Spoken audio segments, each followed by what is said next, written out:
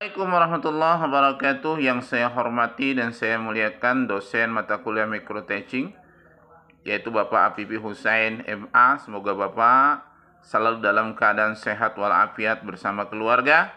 Pada kesempatan ini saya Siswanto kelas A23 akan membuat presentasi tugas ujian akhir semester.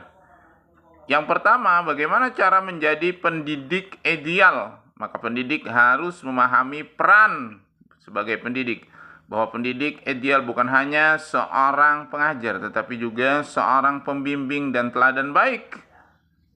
Pendidik fokus pada pengembangan intelektual, emosional, dan moral peserta didik. Seorang pendidik juga bertanggung jawab atas kualitas pembelajaran yang diberikan, selalu berusaha untuk meningkatkan kompetensi diri melalui pelatihan, menunjukkan empati, mendengarkan dengan baik, dan memahami kebutuhan serta latar belakang peserta didik, menciptakan lingkungan belajar yang inklusif, aman, dan kondusif. Seorang pendidik mampu memanfaatkan teknologi dan pendekatan kreatif untuk menarik minat peserta didik, mengadopsi strategi pengajar yang bervariasi untuk menentukan gaya belajar yang berbeda. Fokus pada pembentukan karakter dengan menanamkan nilai-nilai positif seperti kejujuran, tanggung jawab, dan kerjasama, memberikan contoh nyata dari perilaku yang sesuai dengan norma dan nilai moral. Adapun strategi primer yang harus dimiliki bagi seorang pendidik adalah menguasai dengan mendalam materi pelajaran yang diajarkan. Nah, itu sangat penting.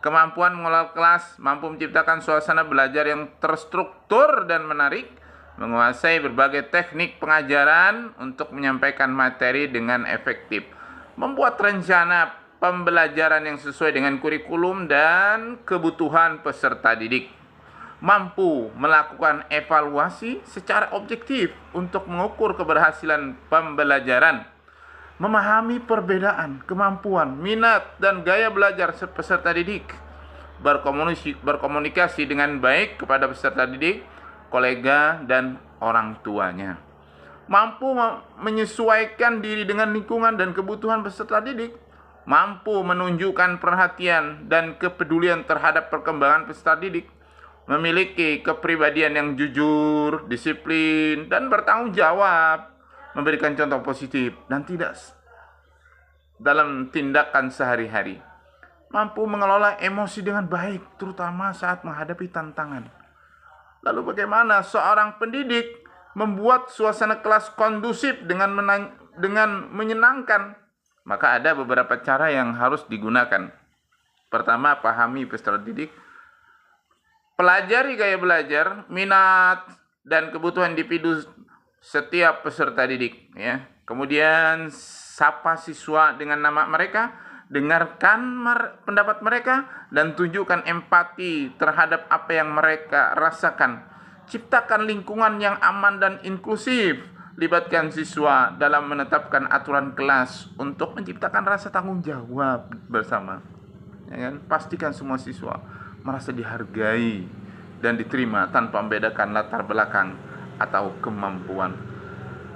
Gunakan metode pengajaran yang variatif, libatkan siswa dalam proyek kelompok dan individu yang menarik dan relevan dengan kehidupan mereka. Libatkan siswa secara aktif, ajukan pertanyaan yang memancing pemikiran kritis, dan libatkan siswa dalam diskusi.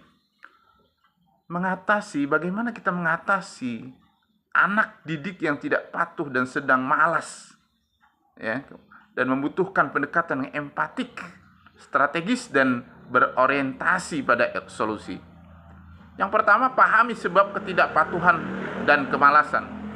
Cari tahu apa yang menyebabkan siswa tidak patuh dan malas, misalnya masalah pribadi atau keluarga, kesulitan memahami materi pelajaran, kurangnya minat terhadap pembelajaran. Justru mereka senang main game daripada belajar, itu anak-anak sekarang. Jadi perhatikan kapan, di mana perilaku ini sering terjadi untuk menentukan pola yang mendasar. Kemudian, bangun hubungan positif dengan anak didik. Berikan perhatian, pengertian terhadap perasaan atau masalah mereka. Jadikan pendengar yang baik sehingga mereka merasa nyaman berbicara tentang apa yang mereka rasakan. Kemudian kita motivasi anak didik kita. Hubungkan materi pembelajaran yang dengan minat dan hobi siswa. Berikan pujian dan atau penghargaan atas upaya mereka meskipun kecil. Berikut adalah analisis keadaan pendidikan formal di Indonesia terkait keidealannya dan kemampuannya untuk menghasilkan anak didik unggulan. Yang pertama, keberhasilan yang sudah dicapai. Program pemerintah seperti Kartu Indonesia Pintar atau KIP dan BOS itu telah meningkatkan akses pendidikan untuk siswa dari berbagai kalangan. Kurikulum Merdeka Belajar merupakan pemberian fleksibilitas dalam pembelajaran dan menyesuaikan dengan kebutuhan peserta didik.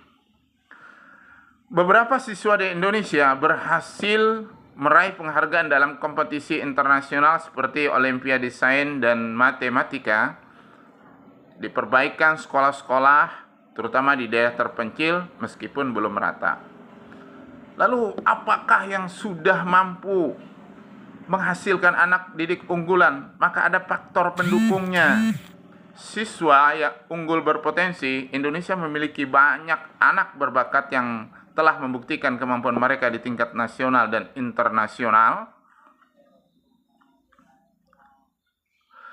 Kemudian, inovasi pendidikan.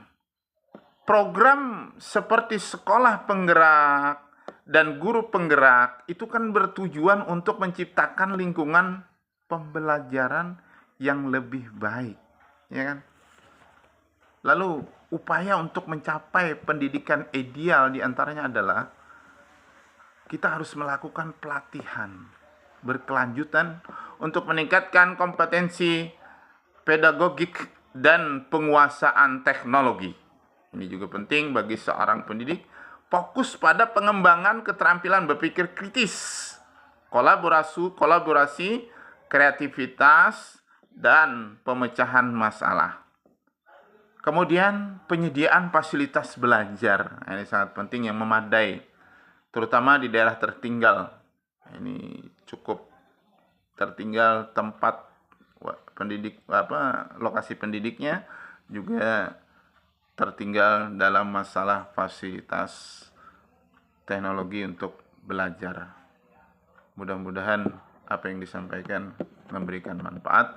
Demikian, kalau ada salah dan khilaf mohon maaf. Wabillahi taufiq wal hidayah. Wassalamualaikum warahmatullahi wabarakatuh.